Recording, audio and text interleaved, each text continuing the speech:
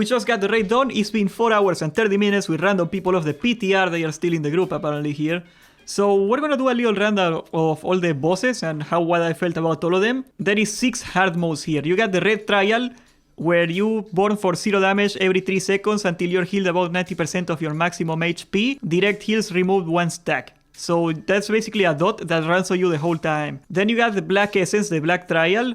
Nefarian is just throwing stuff at you the whole time. The same way as the hard modes in heroic modes in Cataclysm, the Blackwing Descent, it was the same mechanic, right? Nefarian would just show up in the middle of the boss fight and do something to you. So that's probably going to be the one that with new mechanics. The blue trial is people are going to get Arcane Bomb, and the damage is split among people that they are next to them. So that means you gotta stack up or you die, basically. So there's gonna be raid damage going on at all times. The green trial, that's the other hard mode. Okay, you're gonna be poisoning people nearby and you're gonna be leaving pools on the ground and you're gonna be poisoning people. So that means you gotta spread out and you gotta move out of people that have it, basically. The bronze trial is gonna be the one that nobody does because remember guys, you gotta choose 3 of them. There is 6, but you can only go for 3 of them. The bronze trial will slow you down over time and it will give you like speed over time. It's like bloodlust and cast time slowing. Less haste. So I think this is the one that people are not gonna like. I think this is definitely the one that people don't want to mess with. So yeah, as you can see, the trials are, except the black trial where Nefarian will add new mechanics, I'm sure. All the other ones are just like a flat thing that happens every encounter. But yeah, all the mechanics I tell you now is probably gonna be the way to go. Honestly, it reminds me of, what's the name? Halfus Willbreaker, the mechanic on Cataclysm where you get like 3 different mechanics and you gotta kill, you gotta pull dragons to disable the mechanics. It's very similar to that. I can totally see they got inspiration from that fight to put the hard modes in. That's what I would bet they got the idea for these hard modes. So let's talk about every boss here. So first of all, we got Razor Gore the Untamed. I'm gonna be throwing footage of the raid on top of this. Razor Gore the Untamed, you gotta pull him and you gotta mind control him with the orb. There's like an orb on top and you gotta kill all the ass. And then you gotta send Razor Gore on top of the eggs and kill the eggs and kill the ass. Now, in original vanilla, you were supposed to kite them. But what happens is that we got so much freaking damage in SoD and keep in mind, none of the hard modes are changing the HP of the bosses, okay? So I think this is gonna be like super easy too on the hard modes. It's a shame, apparently you cannot disable, at least on the PTR, you cannot disable the hard modes once you enable them, so you gotta commit to it. You cannot do the easy ones and then skip the other ones. You gotta do all of them on hard mode and that kinda sucks. But if you just keep pulling the ass, they die so fast that none of the fight matters. By the way, you're supposed to pull the big egg in the middle and kill that Drake. Apparently you're not supposed to like not do it without killing him, but we didn't kill him and he died just fine. So I don't know if we missed out on extra loot or something, but yeah, you don't have to pull the big one to kill him, just the other eggs and that's it. You can just burn them, honestly. And Shockwave, okay, the AoE stun that warriors get, it plays such a huge role in that fight. It makes everything so easy. We just stack them and we could keep them CC the whole time and we AoE them down. And if you're like a tryhard raid with sappers, yeah, that fight is gonna be super easy. So yeah, Razor Gore went from one of the hardest bosses ever to one of the easiest. Then we got Belstras, the Guild Breaker, and it is also gonna be the Guild Breaker in SoD. I am stuttering, sorry guys, I've been up for way too long now. So Belstras, the Guild Breaker, is the one where we spend the most time, I think. Aside from the Twin Dragons, but that's a different story. We got griefed by one guy on purpose the whole time and I didn't know this, I'm stupid. So Belstras will hit the 2 people, the 2 second people in threat, the first and second guy. There is infinite rage in that fight, so even if you're a warrior, it's very easy for tanks to be second on threat. You don't have to be taking damage to do a lot of threat, so that's good. I felt like we had 2 warriors in this raid, by the way, because it's the PTR and the comps are always screwed. And we still got it just fine with 2 warriors. Now, there is constant damage going on. You were supposed to drop off the debuff. There is a debuff he will put and you explode and you do damage if you die. And you're supposed to just run away and fall it off. It doesn't fall off anymore. So it's basically a DPS race where like if you kill him, people are getting the debuff constantly and you either kill him or you die. After we've cleaned up the comp, we got like some more people and stuff, we got more healers. It was not very hard. The tanks were taking a lot of damage, that's for sure. Like tank damage in that fight is very high. But if the tank doesn't die and if nobody pulls aggro because he is untauntable, you know, that's pretty easy. That's like the 2 things that got us. The tank would die because like some problem with like swapping the healers or organizing or something like that, or somebody would pull aggro, he would turn around, break the entire raid or wipe them with the tail, you know, like Onyxia, and that's how we wiped. Like I think we wiped 5 times on him and 3 of those wipes where Bellstra's just turning over and killing everybody because one shaman went too ham. Keep in mind, guys, there is infinite mana and there is infinite rage in that fight, so if you wanna pull aggro off the tank, you will. Broodlord Lash Layer, the whole of Suppression, okay? It's super easy. The ads in the Holo Suppression, they do no damage. I mean, they do very little damage. They are all CCable, so we got Shockwave. Once again, warriors are busted for all these pulls. They got like some values, but we got like 4 times the damage from some. So naturally, we just one-shot them. We destroy the whelps, we destroy the big guys. It's super easy. We had 2 rogues, they would not do the traps for some reason. I don't know what was going on there, so we went 95% slow the whole way. It was awful, but we still got it. Very easy. Just kill the ads and keep moving and kill the ads and keep moving. Then you go to Broodlord Lash Layer. He will knock you up and you gotta be careful because if he knocks you up into mobs, you will pull the Holo Suppression and that's no fun. But aside from that, he's a tank and spank. Super simple guy. He dies, he falls over. Then we got Firemo and Ebon Rock. They pull together. Twin dragons. Okay. We actually had one guy that I think he was watching the stream and trying to grief me. I don't know. Maybe he was just like... Maybe he didn't even know I was streaming. He was just messing with the raid for no reason. I don't know what was going on with that, but we got grief 2 pulls in a row. I thought it was an accident, and no, the guy was intentionally doing it. I didn't really realize until too late, but basically you gotta pull them, and you gotta pull them apart from each other because they do debuffs to the people nearby them, and if they stack too much, you die. So what you're supposed to do is keep them apart from each other. Once you get too many stacks, move away from one boss and you start DPSing the other, basically. Now, the part that was tricky for us, and we had no Discord, right? It was a POG on the PTR, so it was very hard to coordinate people swapping, or tanks would go without healers because the healers wouldn't swap right or something like that. But once again, you just gotta call the swap. You gotta, okay, this is the hard part. You gotta get one healer to stay, to be backwards of everybody else, right? Like, if everybody's on Ebon Rock and nobody's on Flame Gore except the tank, you gotta get one healer on Flame Gore and he's gonna swap backwards as everybody else. And that way both tanks are in range of one healer and they won't die. And if you kill one of the bosses, the other guy, I think you got 15 seconds. I'm not sure on that number, but you got like a very short time to kill the other boss or you die. It was actually hilarious. I'm gonna just show you the clip. We might still have it. No. He's 10%. He resisted my taunt. Like 1%. Oh god. Please get it. He's dead. 20 Oh HP. my god. We did it. Wait, he's back up. What? Kill him. Kill him! Kill Get him. him! There Yes. you go. What? That's what happens if you don't kill him. It was the most ridiculous kill of all time, but like they blew up, they killed everybody except a shaman. The shaman anked and he frost shocked the last guy at like 0 HP or something. He was like at 1 HP and he killed him. We killed him with one guy left on the raid.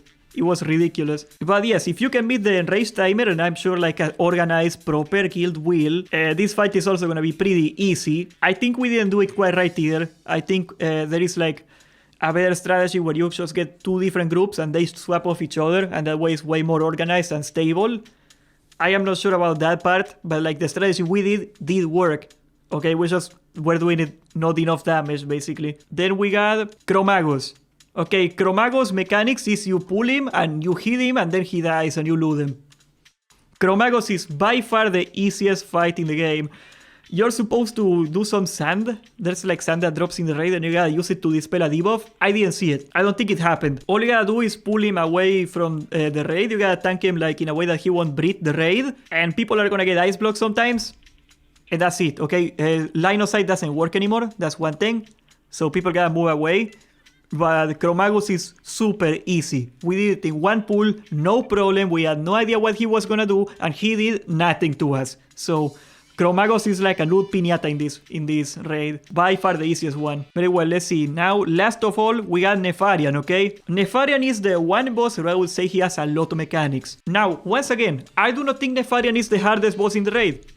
The hardest boss in the raid is definitely Bellstra's. So many things can go wrong in Bellstra's and it is such a tight check. Bellstra's is definitely the hardest one. However, Nefarian is no joke either. So they will pull ads, and once again, we got so much damage in Season of Discovery that the ads die before they get to us.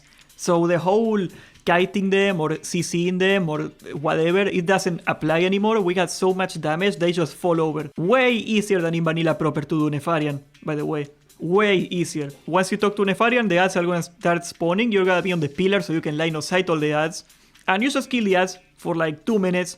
And then Nefarian comes down, the ads are not there anymore. Now, Nefarian has this mechanic that is pretty annoying, it's called class call. It will do something different to every class. He's gonna do like the mechanic to one class for like a minute, then he's gonna choose a different class, all the people of that class get the mechanic and so on and so forth. So class call for druids is that they are forced into being a cat the whole time they are in class call. So healer druids and boomkins cannot do anything but just DPS on cat very poorly. Of course, we had 2 cats in the raid and they didn't even notice there was a class call, so for them it's awesome. It's just a vanilla mechanic, such a vanilla mechanic, you know, that they never expected a cat to be a real DPSer in a raid, so they thought, oh, we're gonna screw the druids, you know, but now in some, it's like, they don't even realize. So hunters, they get their weapon broken. That's their class call. And I don't mean that they get disarmed, they get their weapon physically to 0 durability.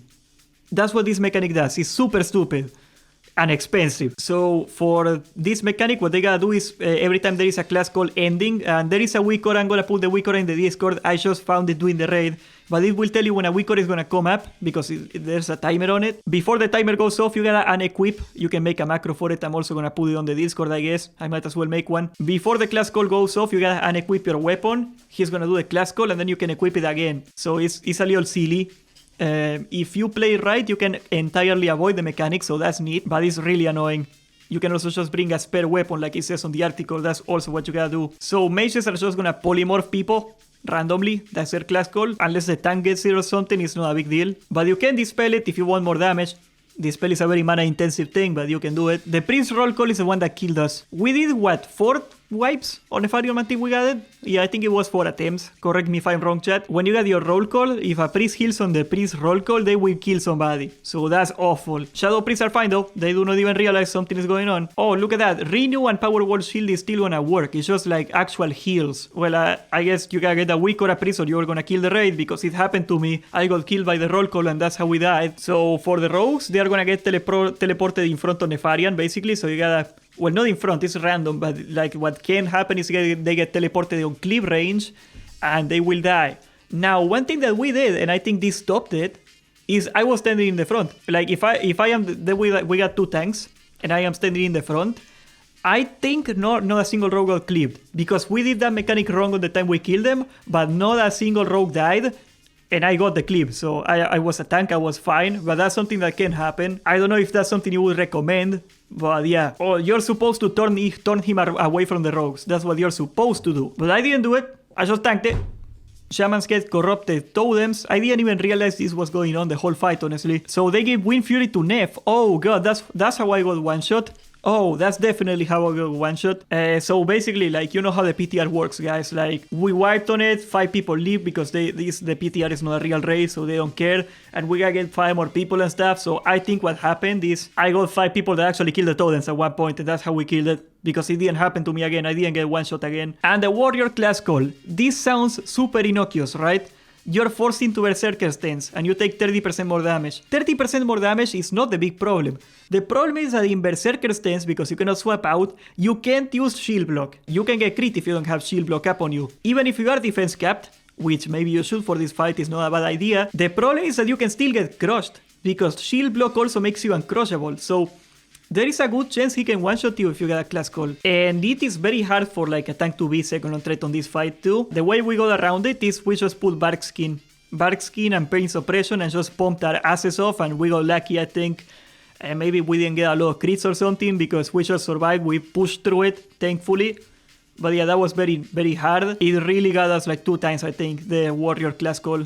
Once again, because you don't have shield block. If you know it's coming up, but I don't think you can know, is you can just shield wall before it. So it's random every time, guys, okay, the class call that you get. But yeah, if you have like super guessing powers and you know the warrior class call is coming up, you can just shield wall for it, you know, and shield wall during the whole class call and you forget about it. One thing you can do is pop Last Stand and Rallying Cry when your class call goes off and hope that the extra HP will make it so you're not gonna get one shot.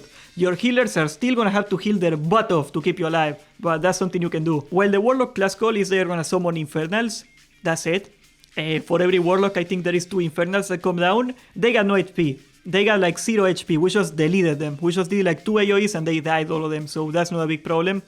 You gotta move away from them if you are a caster because they do some damage, but they die so fast it almost doesn't matter. But yes, finally we get the bone constructs, you know, the same bone constructs from the Cataclysm raid, you know, the guys that work like those guys. All you gotta do is AoE them fast. Once again, I don't know if they're gonna buff him, because I think the raid is a little undertuned. Not the damage, the HP values of mobs are really undertuned in my opinion. Yes, we did all Sapper and stuff, but like Shockwave stun all the mobs, and we just AoE them down in like a global, literal global, they all died. So yeah, another thing about the bone constructs is that they are technically undead, they are bone, so if you go to Straton and get the Holy Waters, in the case that you're not an engineer, you can get the Holy Waters and they will also do a ton of damage to them. So I guess they are gonna be pretty trivial no matter what, because the Holy Water does a lot of damage. Shockwave, the AoE stun that warriors get, trivializes like half the fights here.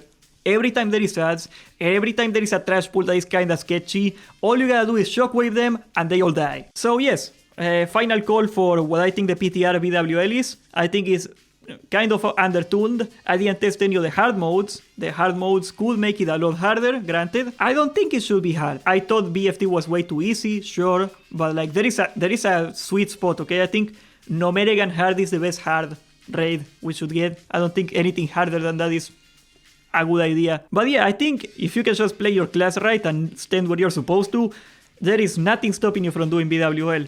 I like the raid. It's basically just Season of Mastery mechanics and a little more damage. That's it. I don't know if I'm gonna do the hard modes. I'm probably not gonna bother for a long time until I feel like doing them. But I think BWL was great.